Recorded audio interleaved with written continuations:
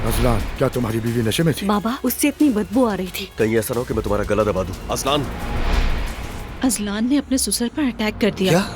शर्म नहीं चाहिए, अभी तो हमारी तलाक भी नहीं हुई। बेवफाई है ये मेरी जिंदगी है, मैं जो चाहे करूं। वैसे तुम दूसरों की जिंदगी में झांकने के बजाय अपनी जिंदगी को देखो कि तुम्हारी जिंदगी में क्या हो रहा है। घर पर फारिग बैठकर फजूल में दिमाग चलाती हो।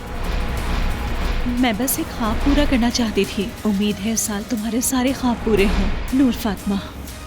जो काम मम्मी की मर्जी के मुताबिक ना हो वो इन्हें समझ नहीं आता। तो उन्हें रोहान इसलिए पसंद नहीं था क्योंकि वो पीता था। हाँ, दामाद चला गया लेकिन शराबी दुल्हन आ गई उनके घर। आप लोगों को मेरी फिक्र करने की जरूरत नहीं। फिक्र करनी है तो अपनी बेटी की करें जो तलाक ले रही है। वही कहोगे जो चीट करने वाला कहता है। ये सिर्फ एक रात थी, मेरी ऐसी कोई भी नीयत नहीं थी।